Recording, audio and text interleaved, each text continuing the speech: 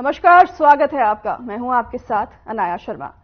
बता दें आपको कि अब से कुछ ही देर में हरियाणा विधानसभा का बजट सत्र शुरू होगा। राज्य में साल का पहला विधानसभा सत्र राज्यपाल के अभिभाषण के साथ शुरू होगा और अभिभाषण में सरकार की उपलब्धियां गिनाते हुए राज्यपाल बंडारू दत्तात्रेय भविष्य का रोड मैप दिखाएंगे। इसके बाद अभिभाषण पर सदन में सामान्य चर्चा होगी। मुख्यमंत्री मनोहर लाल 23 फरवरी को बतौर वित्त मंत्री राज्य का बजट पेश करेंगे। तो वहीं आपको बता दें कि हरियाणा में इस साल के आखिर में विधानसभा चुनाव होने हैं, जिसमें मुख्यमंत्री अपने दूसरे कार्यकाल का आखिरी बजट पेश करेंगे। तो वहीं अभिभाषण पर चर्चा के दौरान भर्ती, बेरोजगारी, भ्रष्टाचार, कानून व्यवस्था और परिवार पहचान पत्र सहित विभिन्न मुद्दों पर सत्ता पक्ष और विपक्ष में टकराव तय है। सत्र के पहले दिन सदन का नजारा पूरी तरह बदला हुआ होगा। तो वहीं आपको बता दें कि सभी माननीय 8.5 फीट ऊंची शीशे की दीवार में घिरे होंगे, ताकि 13 दिसंबर को संसद की सुरक्षा में हुई चूक की पुनरावृत्ति विधानसभा में न हो। दर्शक दीर्घा और प्रेस दीर्घा के सामने सिक्योरिटी ग्लास लगाए गए हैं, जो मंत्रियों और विधायकों की सुरक्षा सुनिश्चित करेंगे।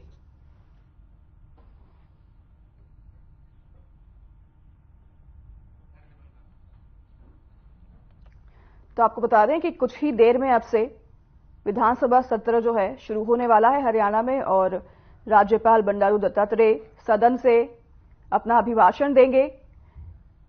बजट सत्र जो है शुरू होगा और विधानसभा सत्र जो है शुरू हो चुका है, जिसमें सदन में राज्यपाल अभी कुछ ही देर में अभिभाषण देने पहुंचेंगे। आपको बता दें 23 तारीख को मुख्यमंत्री मनोहर लाल बजट पेश करेंगे और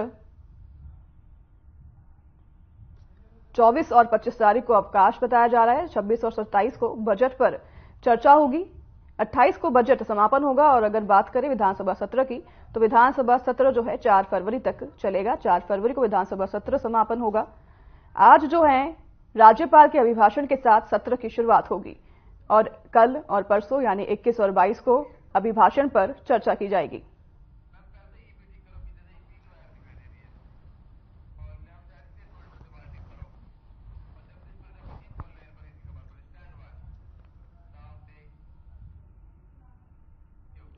तो इसी चर्चा पर हमारे साथ हमारे संवाददाता जगदीश प्रजापति जुड़ गए हैं। जगदीश, बजट सत्र जो है शुरू होने वाला है हरियाणा का और अभिभाषण शुरू होगा राज्यपाल का आपसे कुछ ही देर में। उससे पहले मैं आपसे सवाल जानना चाहती हूं कि लोग उनकी क्या उम्मीदें हैं, क्या कयास लगाकर बैठे हैं इस बार बजट से? बिल्कुल, कहीं ना कहीं बजट जो आ रहा है तो लोगों को उम्मीद है कि उन्हें राहत मिलेगी। यहाँ तक दुकानदार, छोटे दुकानदारों की बात करें, व्यापारी की बात करें, तो उन्हें इस बात की उम्मीद है कि टैक्स में जो कमी आएगी और महंगाई पर सरकार है कहीं ना कहीं अंकुश लगाने का जो काम करेगी। वहीं किसानों की बात करें तो किसानों को एक बात की उम्मीद है कि सोलर लाइट और सिस्टम पर और ट्यूबवेल जो बिजली सिस्टम पर उन्हें और जो है रियायत गवर्नमेंट की ओर से की जा सकती है। वहीं कहीं ना कहीं विपक्ष की बात करें तो विपक्ष भी सरकार को घेरने की तैयारी में लगा हुआ है। वहीं सरकार की ओर से भी विधायक दल की बैठक कुछ समय पहले बुलाई गई है और पूरी तैयारी की गई है बजट को लेकर के। कहीं ना कहीं सभी वर्गों को उम्मीद है कि बजट से जो है राहत मिलेगी। जी, मुख्यमंत्री का बयान भी आया था अब से कुछ ही दिन पहले। उन्होंने कहा था जन कल्याणकारी बजट हम पेश करते हैं। तो क्या इस बार भी हमको जनता के कल्याण के लिए कुछ योजनाएं देखने को मिल सकती है जगदीश? जी बिल्कुल, कहीं ना कहीं जिस प्रकार से मुख्यमंत्री का बयान आया था और अभी कुछ समय पहले सरकार के मंत्री देवेंद्र भवली है, उनकी ओर से भी एक बयान आया कि जो बजट होगा उससे लोगों को राहत मिलेगी और जन कल्याणकारी नीतियां हैं वो सरकार की ओर से लागू की जाएगी। कई ऐसी स्कीमें और योजनाएं हैं जो सरकार की ओर से इस बजट में लागू करके लोगों को राहत देने का काम है किया जा सकता है। वही विपक्ष की ओर से सरकार को जो घेरने का काम है वो किया जाएगा। बिल्कुल जगदीश, इस बार जो है किसान है जो है बड़ा मुद्दा बने हुए हैं। किसान को लेकर क्या कुछ बजट में आज हरियाणा में पेश हो सकता है? जी बिल्कुल, जिस प्रकार से किसान आंदोलन बेशक चल रहा है, लेकिन सरकार की ओर से जिस प्रकार से कहा जा रहा है कि एमएसपी पर अब तक कई फसलें खरीदी जा रही हैं और आगे भी ये जारी रहेगा, तो सरकार की ओर से किसानों को बड़ी राहत है बजट में मिलने की उम्मीद है जताई जा रही है। क्योंकि आने वाला लोकसभा और विधानसभा चुनाव है, उसको देखते भी लोगों को राहत मिलना लाजमी है। वहीं महंगाई पर भी अंकुश जो बजट लगातार दिखाई दे रहा है। आपको रोकना चाहूंगी यहाँ पर बीच में, सीधे मैं हरियाणा विधानसभा हमारे दर्शकों को ले चलती हूं जहां पर कार्रवाई शुरू हो चुकी है।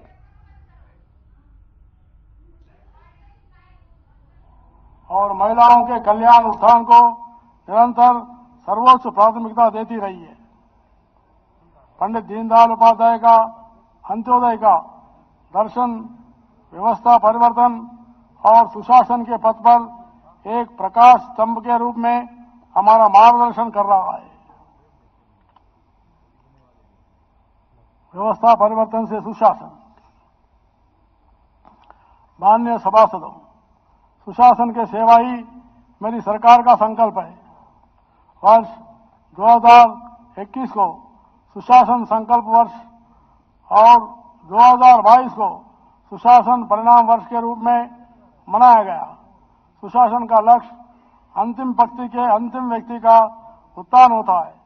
इसलिए वर्ष 2023 को अंत्योदय उद्यान वर्ष के रूप में मनाया गया है। इस वर्ष को मेरी सरकार संकल्प से परिणाम वर्ष के रूप में मना रही है। अंत्योदय के लक्ष्य को प्राप्त करने के मनोरथ से मेरी सरकार ने प्रशासन में मानव हस्तक्षेप को न्यूनतम करने के लिए बड़े पैमाने पर ई शासन का प्रयोग किया है। सरकार ने टेक्नोलॉजी का उपयोग आम जन की हित में करते हुए एक कुशल चित्रकार के समान सुशासन रूपी तुलिका से हरियाणा की तस्वीर आम जन की तकदीर को संवारने की काम किया है। मेरे विचार से सुशासन का सीधा अर्थ है आम जनों के रोजमर्रा को जीवन को सरल बनाना, आम आदमी को सरकार की सेवाओं तथा कार्यक्रमों का लाभ घर बैठे आसानी से और समय पर मिल जाए। अपने हक के लिए उसे सरकार की कार्यालयों के चक्कर न काटने पड़े, किसी के आगे गिड़गिड़ाना पड़े, यही सुशासन है। प्रदेश के आमजन के साथ संवाद करके उनकी समस्याओं का समाधान करने के उद्देश्य से मेरी सरकार ने जनसंवाद कार्यक्रम शुरू किया है। जनसंवाद के दौरान प्राप्त मांगों व शिकायतों के समाधान के लिए जनसंवाद पोर्टल बनाया है। माननीय सभासदों, माननीय प्रधानमंत्री श्री नरेंद्र मोदी जी ने 15 नवंबर को 2023 को आदिवासी बहुमूल्य क्षेत्र झारखंड के खूंटी से विकसित भारत संकल्प यात्रा का शुभारंभ किया था। समावेशी विकास के दृष्टिकोण पर आधारित इस यात्रा का एक प्रमुख उद्देश्य केंद्र सरकार तथा राज्य सरकार की कल्याणकारी नीतियों के बारे में जागरूकता पैदा करना और उनकी 100% परिपूर्णता सुनिश्चित करना था। हरियाणा में अब तक इस यात्रा के दौरान 6,225 गांव पंचायतों और 578 शहरी स्थानीय निकायों में 6,803 कार्यक्रम आयोजित किए गए, जिनमें लाखों लोगों ने भाग लिया है। मेरी सरकार ने व्यक्तिपरक पहचान पत्र आधार से आगे जाकर परिवार पहचान पत्र के रूप में पूरे परिवार की पहचान की व्यवस्था की और इसे सरकारी योजनाओं का लाभ घर घर पहुंचाने का माध्यम बनाया। परिवार पहचान पत्र के माध्यम से अब तक लगभग 71.42 लाख परिवार के 2.85 करोड़ सदस्यों का पंजीकरण हो चुका है। मेरी सरकार ने प्रदेश में विभिन्न योजनाओं का लाभार्थी तक सीधा लाभ सुनिश्चित करते हुए डीबीटी पोर्टल के माध्यम से अब तक 74,619.57 करोड़ रुपए भेजे हैं। इसके माध्यम से 26.75 लाख फर्जी अथवा सदुम लाभार्थियों को हटाया गया है, जिससे अब प्रतिवर्ष 1,182.23 करोड़ रुपए के वार्षिक की बचत होती है।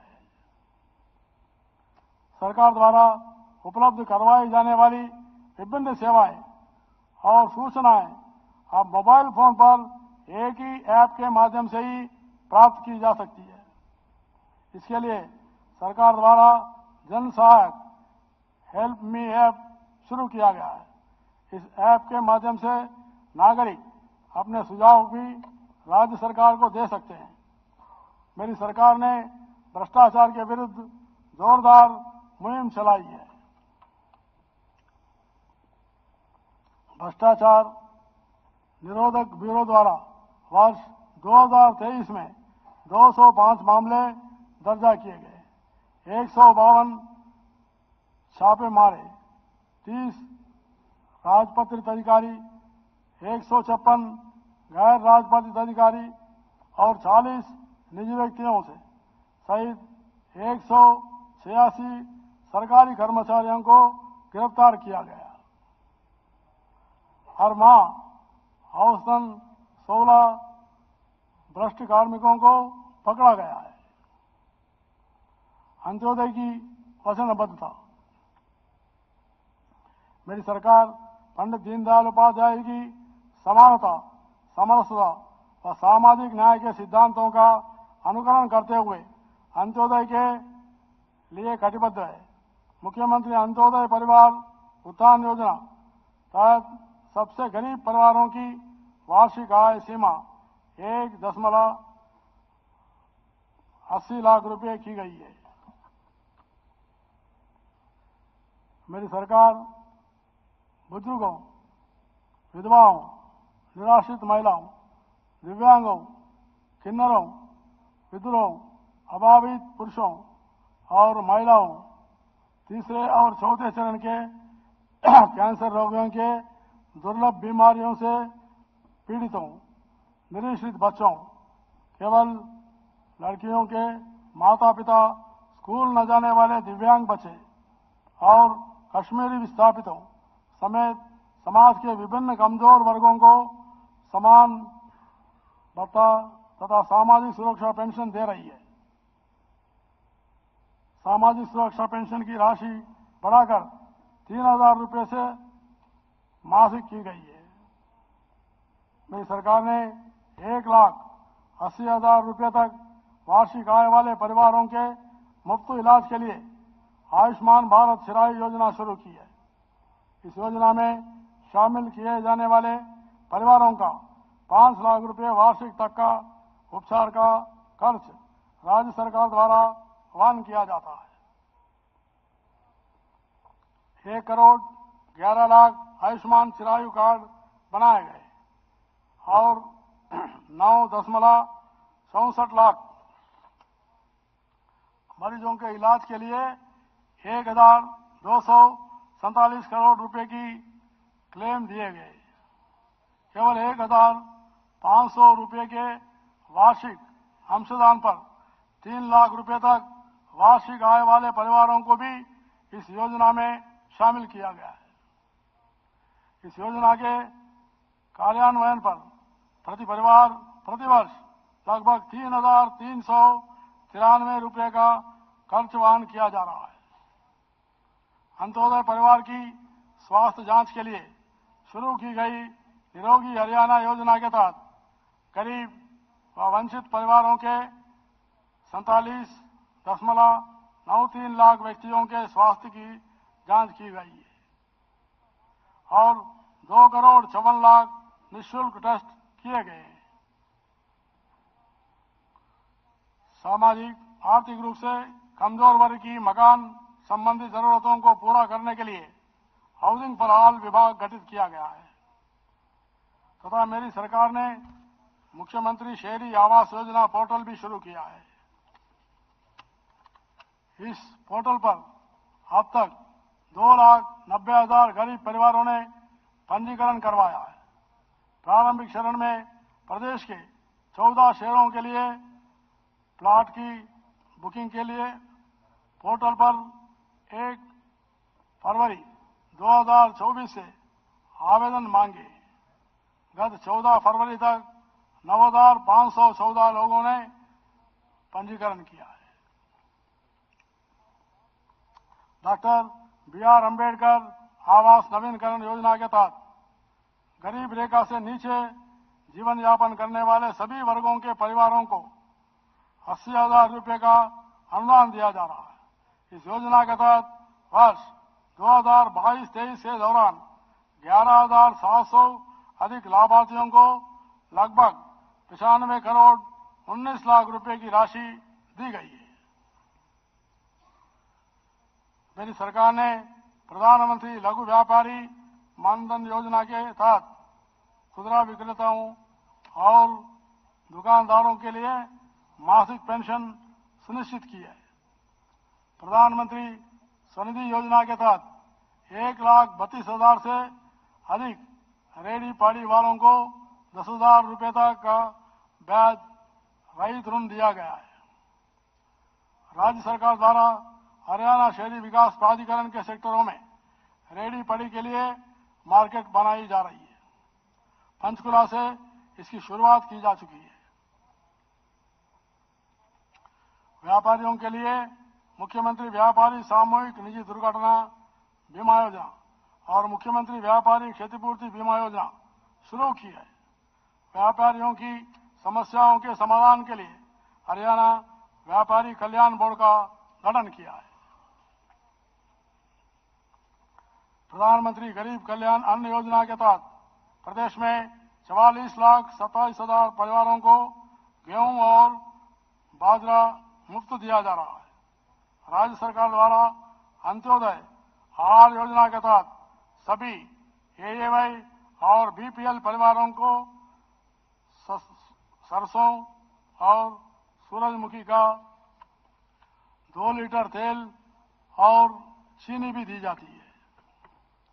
श्रमिकों को 10 रुपये में खाना उपलब्ध करवाया जाता है। प्रधानमंत्री उज्ज्वला योजना के तहत गरीब परिवारों को 12.5 लाख मुफ्त रसोई गैस कनेक्शन उपलब्ध करवाते हैं। मेरी सरकार अनुसूचित जातियों और पिछड़े वर्गों के सामाजिक, आर्थिक और शैक्षणिक उत्थान के लिए प्रयासरत है। राज्य सरकार ने अनुसूचित जाति के कर्मचारियों के लिए उच्च पदों पर भी पदोन्नति के अवसर बढ़ाने के उद्देश्य से ग्रुप ए और बी पदों पर पदोन्नति में 20% आरक्षण देने का ऐतिहासिक काम किया है। गरीब को अपनी बेटी के हाथ पीले करने में आर्थिक तंगी का सामना न करने पड़े, इसके लिए मुख्यमंत्री विवाह शगुन योजना में गरीब रेखा से नीचे जीवन यापन करने वाले अनुसूचित जातियों, विमुक्त जनजातियों और टपरीवास जातियों के परिवारों के लिए शगुन राशि 51,000 रुपये से बढ़ाकर 71,000 रुपये की गई है। गत 4 वर्ष में अब तक 1,15,518 लड़कियों के विवाह पर 47,251.5 लाख रुपए की राशि दी गई है। अनुसूचित जाति और पिछड़े वर्ग के विद्यार्थियों को विभिन्न उच्च प्रतियोगी तथा प्रदेश परीक्षाओं की तैयारी हेतु मुफ्त कोचिंग दिलवाई जाती है। इस स्कीम के अंतर्गत आय सीमा 2.5 लाख रुपए वार्षिक निर्धारित की गई है। अनुसूचित जाति के और पिछड़े वर्गों में मेधावी विद्यार्थी को प्रोत्साहित करने के लिए डॉक्टर अम्बेडकर मेधावी छात्र योजना के तहत वार्षिक पारिवारिक आय 2.50 लाख रुपए से बढ़ाकर 4 लाख रुपए की गई है। सभी वर्गों के छात्र छात्राओं को इस योजना में शामिल किया गया है। इस योजना के तहत प्रतिवर्ष 8,000 रुपये से 12,000 रुपये तक छात्रवृत्ति दी जाती है।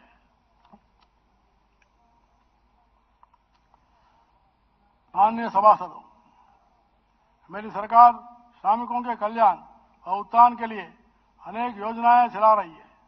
राज्य सरकार द्वारा अकुशल श्रमिकों का न्यूनतम वेतन प्रत्येक 6 माह में बढ़ाया जा रहा है। हरियाणा भवन एवं अन्य सन्निर्माण कर्मचारी कल्याण बोर्ड के पंजीकृत श्रमिकों को बेटे की शादी में दी जाने वाली राशि बढ़ाकर 21,000 रुपये की गई है। जबकि बेटी की शादी के लिए वित्तीय सहायता बढ़ाकर 50,000 रुपये की गई है तथा कन्यादान के रूप में 51,000 रुपये यानी कुल 1,01,000 रुपये की राशि दी जाती है। बोर्ड में पंजीकृत श्रमिकों के मेधावी बच्चों को 10वीं तथा 12वीं कक्षा के शैक्षणिक उत्कृष्टता के आधार पर 21,000 रुपये से 51,000 रुपये तक की प्रोत्साहन राशि प्रदान की जा रही है। श्रमिकों के बच्चों की सरकारी तकनीकी एवं व्यावसायिक कोर्स की पढ़ाई का पूरा खर्च बोर्ड द्वारा वहन किया जाता है। निजी तकनीकी एवं व्यावसायिक कोर्स की पढ़ाई का खर्च सरकारी संस्थानों में लगने वाले खर्च के समान बोर्ड द्वारा चयन किया जाता है। इसके अतिरिक्त पंजीकृत श्रमिकों के तकनीकी व व्यावसायिक संस्थानों में पढ़ने वाले बच्चों के हॉस्टलों का 1,20,000 रुपये तक सालाना खर्च भी बोर्ड द्वारा वहन किया जा रहा है। मुख्यमंत्री श्रम पुरस्कार योजना के तहत दिए जाने वाले पुरस्कार की राशि न्यूनतम 21,000 रुपये से बढ़ाकर 51,000 रुपये और अधिकतम 1 लाख रुपये से 2 लाख रुपये तक की गई है। किसान कल्याण। माननीय सभासदों, मेरी सरकार किसानों द्वारा बहाए गए पसीने की एक एक बूंद की कीमत बाखूबी समझती है तथा उनकी कल्याण के लिए अनवरत प्रयास कर रही है।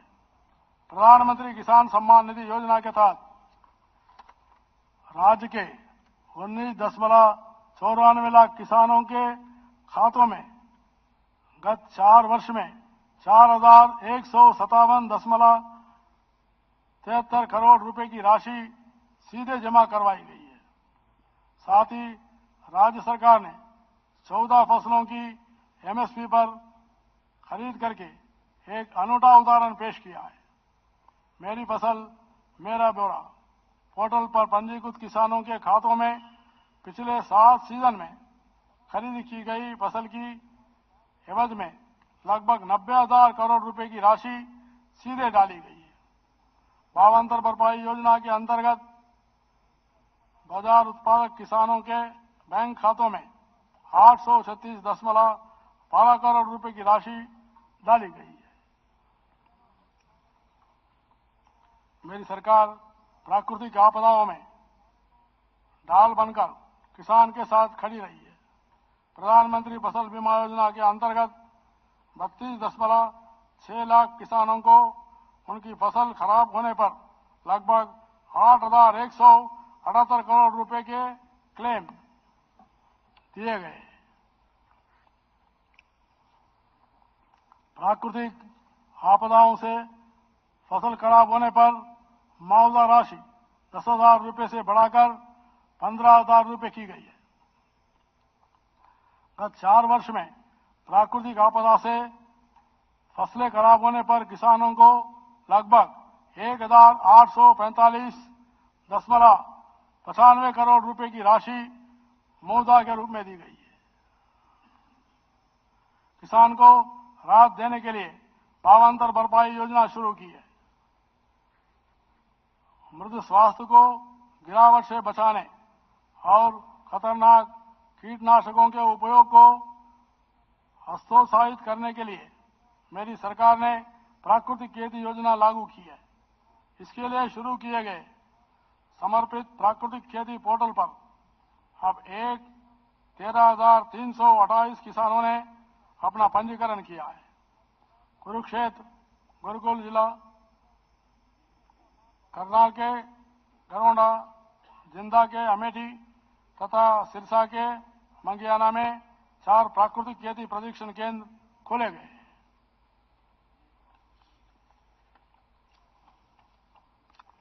मेरा पानी मेरी विरासत योजना के तहत 1,72,000 एकड़ क्षेत्र में धान की जगह वैकल्पिक फसलों बोने पर 7,000 रुपये प्रति एकड़ की दर से लगभग 17.22 करोड़ रुपए की वित्तीय सहायता दी गई है।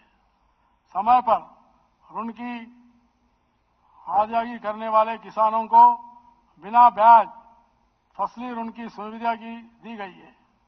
प्रदेश में 12 उत्कृष्ट केंद्र स्थापित किए गए, जिनमें से कुछ में इजरायल की तकनीकी का प्रयोग किया जा रहा है। नई व अतिरिक्त मंडियों के विकास पर 1095 करोड़ रुपए की राशि खर्च की गई है। इसके अलावा 100 करोड़ रुपए की लागत से नई तथा अतिरिक्त अनाज व सब्जी मंडियों का निर्माण कार्य प्रगति पर है।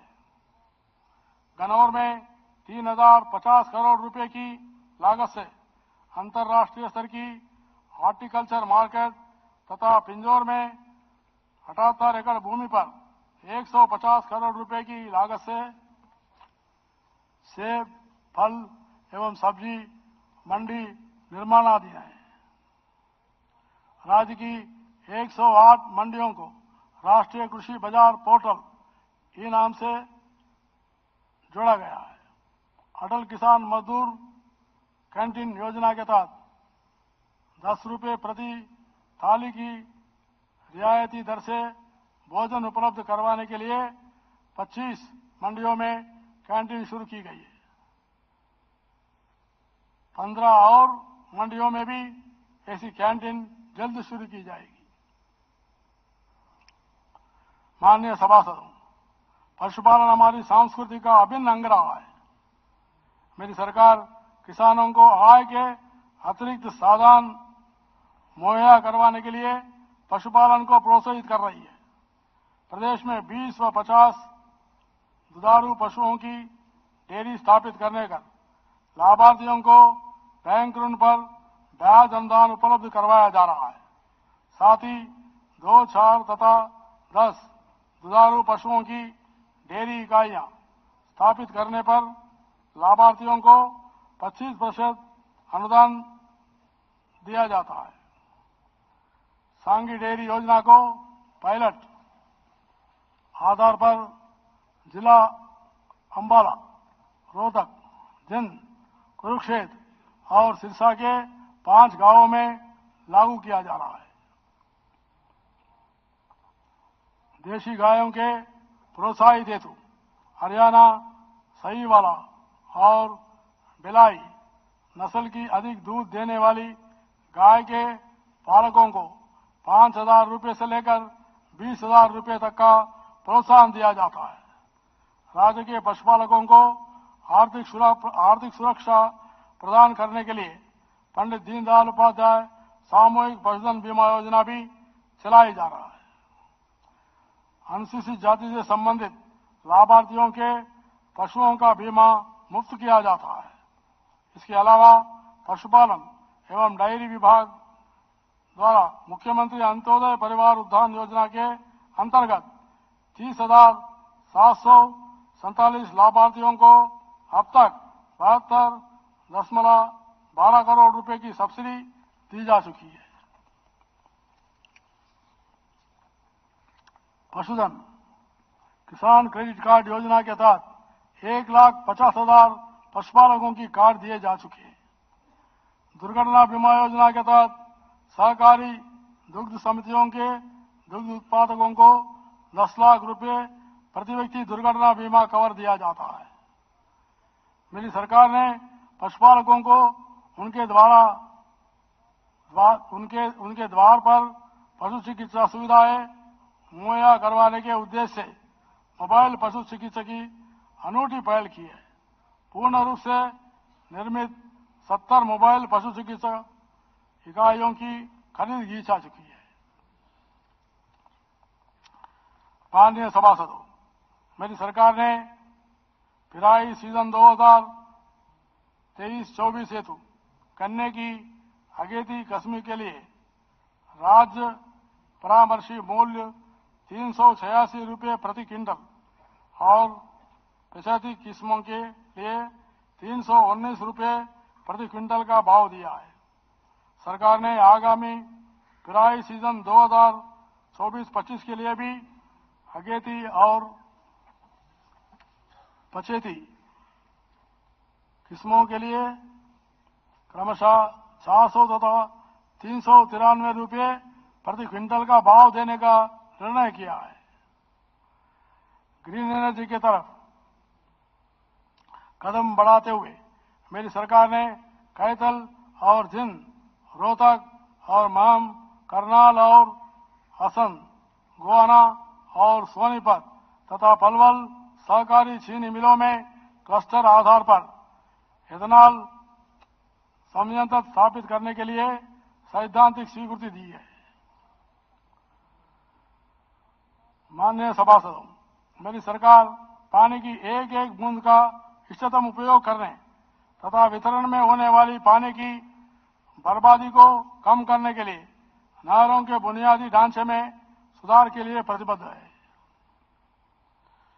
हर खेत को पानी मुहैया करवाने के उद्देश्य से वर्ष 2023-24 के दौरान रीमॉडलिंग और पुनर्वास की 72 परियोजनाएं पूरी की गई है। इनमें जेएलएन फीडर तथा हंसी शाखा की प्रमुख परियोजना भी शामिल है। डार्क जोन में खेतों में एकीकृत हुए बारिश के पानी से भूजल पुनर्भरण के लिए 893 रिसर्च वेल का निर्माण किया गया है। वर्ष 2023-24 के दौरान जिला महेंद्रगढ़ में 5 चेक डैम और 26 जलाशयों का निर्माण कर लगभग 250 करोड़ लीटर पानी संरक्षित किया गया है। सूक्ष्म सिंचाई को प्रोत्साहित देने के लिए प्रदेश में सूक्ष्म सिंचाई एवं कमान क्षेत्र विकास प्राधिकरण का गठन किया गया है। तालाबों के जीर्णोद्धार एवं कल्याण के साथ साथ गंदे पानी के उपचार एवं प्रबंधन के उद्देश्य से हरियाणा तालाब एवं अपशिष्ट जल प्रबंधन प्राधिकरण का गठन किया गया है। अमृत सरोवर मिशन के तहत 1689 तालाबों के जीर्णोद्धार का कार्य पूरा हो चुका है। राज्य सरकार यमुना तथा उसकी सहायक नदियों गिरी और ट्रेन से राज्य को पानी की आपूर्ति सुनिश्चित करने के लिए यमुना नदी की ऊपरी हिस्से पर रेणुका किशाऊ और लकवाड़ व्यासी बांधों के निर्माण के लिए तत्परता से कार्य कर रही है। इन बांधों के पूरा होने पर हरियाणा को कुल भंडारित पानी का 47.81% पानी मिलेगी। राज्य सरकार ने सरस्वती नदी में प्रवाह के लिए सरस्वती नदी पुनरुद्धार तथा धरोहर विकास परियोजना के प्रथम चरण के अंतर्गत 388.16 करोड़ रुपए लागत की एक परियोजना को स्वीकृति प्रदान की है। हाजीबद्री बांध के निर्माण हेतु हिमाचल प्रदेश सरकार के साथ समझौता ज्ञापन हो गया है। यह बांध हिमाचल सरकार द्वारा बनाया जा रहा है, जिसके जून 2026 तक पूरा होने का संभावना है। मेरी सरकार रावी ब्यास नदियों के पानी का अपना वाहिद हिस्सा प्राप्त करने और सतलुज यमुना लिंक नहर को पूरा करवाने के लिए प्रतिबद्ध है। इस मामले में निरंतर ठोस पैरवी की जा रही है। बिंदु संख्या 41 89 तक पड़ा मान लिए जाए। पर्यावरण तथा सांस्कृतिक संरक्षण। माननीय सभासदों, हमें न केवल आज के लिए बल्कि आने वाली पीढ़ियों के लिए भी पर्यावरण को संजोकर रखने की आवश्यकता है। मेरी सरकार ने प्रकृति की सुरक्षा के लिए यथासंभव कदम उठाया है। राज्य सरकार ने पराली को किसानों के लिए आय का साधन बनाने के साथ साथ पर्यावरण संरक्षण के लिए Haryana XC2 management of paddy straw policy को 2023 अधिसूचित की है। यह नीति पराली आधारित परियोजनाओं में निजी निवेश बढ़ाने, किसानों की प्रोत्साहित देकर पराली का उपयोग सुनिश्चित करने पर ध्यान केंद्रित करेगी। इस नीति के तहत वर्ष 2047 तक फसल अवशेष जलाने की समस्या को खत्म करने का लक्ष्य है। किसानों को पराली का उचित मूल्य दिलाने के लिए मेरी सरकार ने कॉमन डिटरमाइंड प्राइस देने का निर्णय लिया है। मेरी सरकार प्रदेश की विरासत, संस्कृति और पर्यटन को संरक्षित और प्रोत्साहित करने के लिए प्रतिबद्ध है। कुरुक्षेत्र को एक प्रमुख पर्यटन गंतव्य के रूप में विकसित करने के लिए केंद्रीय पर्यटन मंत्रालय द्वारा स्वीकृत की गई 97.34 करोड़ रुपए की राशि में से विभिन्न कार्यों के लिए 7,87 करोड़ रुपए की राशि जारी की जा चुकी है। ज्योतिसर तीर्थ में 10,000 वर्ग मीटर क्षेत्र में 240 करोड़ रुपए की लागत से एक अति आधुनिक अनुभव केंद्र का प्रधानमंत्री श्री नरेंद्र मोदी जी ने 16 फरवरी 2024 को लोकार्पण किया है।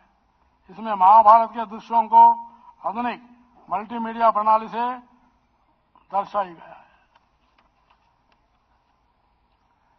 हेरिटेज सर्किट रेवाड़ी, महेंद्रगढ़, मधोगढ़, नारनौल के अंतर्गत 29.61 करोड़ रुपए लागत की परियोजना पर कार्य शुरू हो चुका है। पंचकुला में नाड़ा साहब गुरुद्वारा तथा श्री माता मनसा देवी मंदिर के विकास हेतु केंद्रीय पर्यटन मंत्रालय द्वारा 47 करोड़ रुपए लागत की परियोजना पर कार्य जारी है। झज्जर में स्वामी ओमानंद सरस्वती संग्रहालय की स्थापना की एक परियोजना शुरू की गई है। हिसार में राखीगढ़ी में 6 एकड़ भूमि पर संग्रहालय एवं विवेचन केंद्र का निर्माण कार्य जारी है।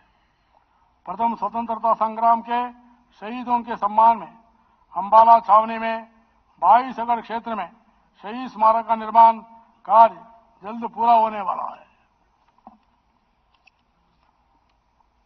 हमारे देश में समय समय पर संत महात्माओं, ऋषि मुनियों और पैगंबरों ने और गुरुओं ने समूची मानवता को जीवन का सच्चा रास्ता दिखाया है। ऐसी महान विभूतियों की शिक्षाएं पूरे समाज की धरोहर है। उनकी विरासत को संभालने व सजाने की जिम्मेदारी हम सबकी है। मेरी सरकार ने आमजन, विशेषकर युवाओं को इनकी शिक्षाओं से अवगत करवाने के उद्देश्य से संत महापुरुष विचार सम्मान एवं प्रसार योजना शुरू की है। कर्मचारी कल्याण। सरकारी कर्मचारी मेरी सरकार की नीतियों और कार्यक्रमों को क्रियान्वयन में प्रशंसनीय भूमिका निभा रहे हैं। उनकी समस्याओं के निदान के लिए मेरी सरकार हमेशा तत्पर रहती है। सरकार ने कर्मचारियों को पदोन्नति के समान अवसर प्रदान करने के लिए ग्रुप डी का कॉमन कैडर बनाने का काम किया है। राज्य सरकार ने 1 जनवरी 2024 से सभी कर्मचारियों के लिए व्यापक कैशलेस स्वास्थ्य सुविधा योजना लागू कर दी है। अब इस योजना का विस्तार राज्य के सभी विभागों के सरकारी कर्मचारियों तक कर दिया गया है। आयुष चिकित्सा प्रतिपूर्ति नीति के तहत सरकारी कर्मचारियों, पेंशनभोगियों और उनके आश्रितों को आयुष चिकित्सा पद्धति के माध्यम से इलाज करवाने पर होने वाली खर्च की प्रतिपूर्ति का लाभ प्रदान किया जाएगा। दिव्यांग महिला सरकारी कर्मचारियों को बच्चों की देखभाल के लिए 1500 रुपये प्रति बच्चे विशेष भत्ता दिया जाता है।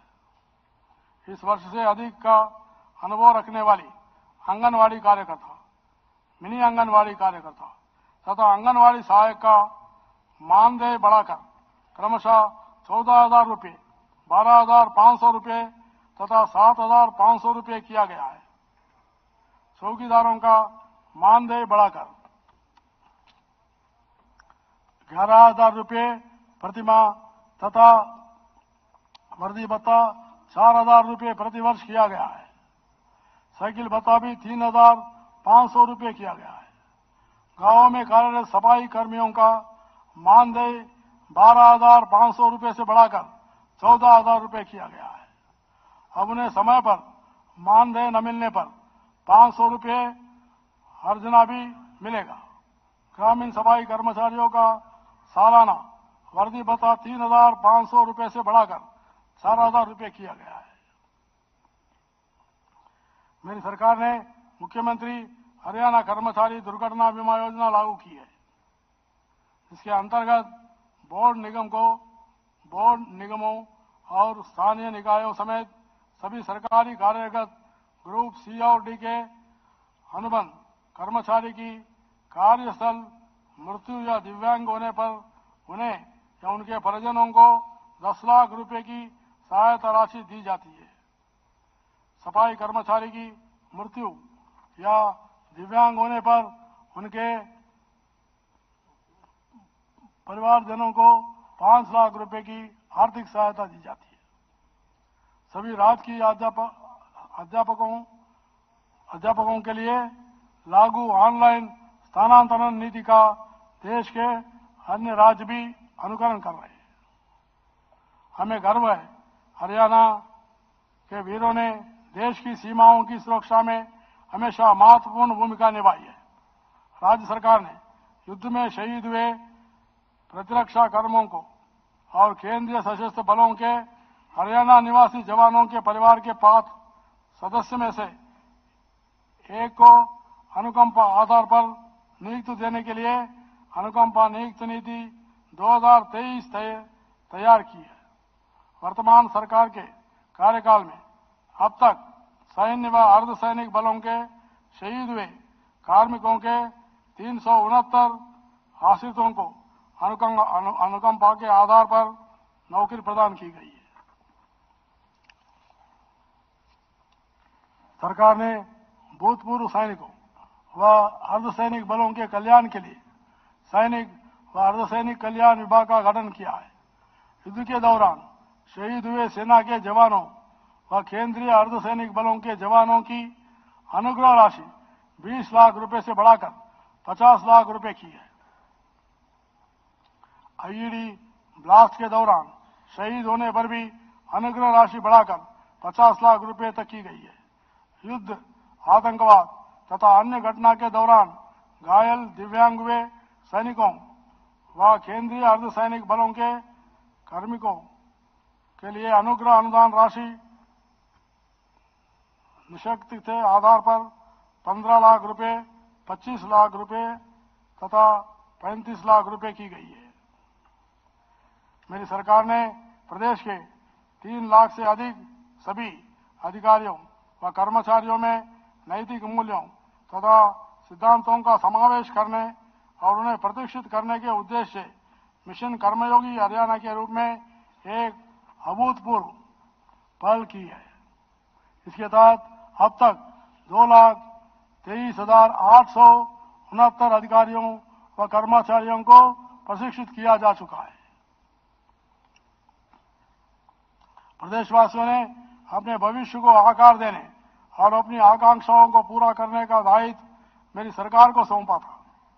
उनके अपार स्नेह और विश्वास पर खरा उतरने की एक बड़ी चुनौती सरकार के समक्ष थी, परंतु मुझे इस सम्मानित सदन को अवगत करवाते अत्यंत प्रसन्नता हो रही है कि मेरी सरकार न केवल इस विश्वास पर खरा उतरी है, अपितु उसने अपनी कार्यशैली से आमजन में एक नया विश्वास जगाया है।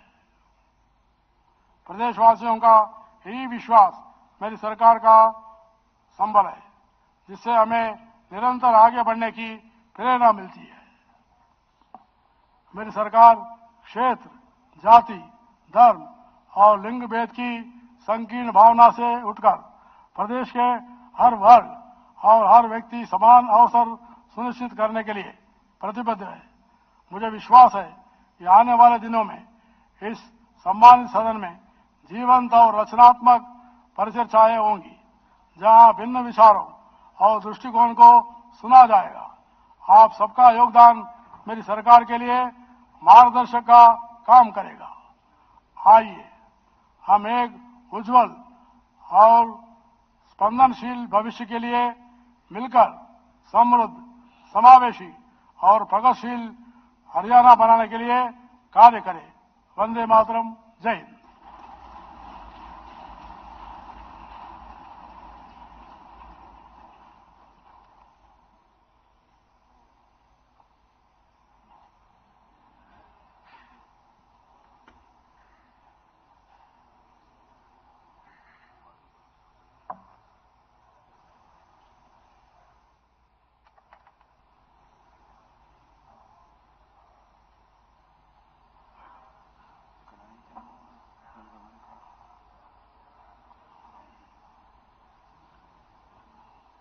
जनगण मन अधिनायक जय हे भारत भाग्य विधाता। पंजाब सिंध गुजरात मराठा द्राविड उत्कल बंगा। विंध्य हिमाचल यमुना गंगा उच्चल जलधि तरंगा। तव शुभ नामे जागे तव शुभ आशीष मांगे। गाहे तव जय गाथा जनगण मंगलदायक जय हे भारत भाग्य विधाता। जय हे जय हे जय हे जय जय जय जय हे।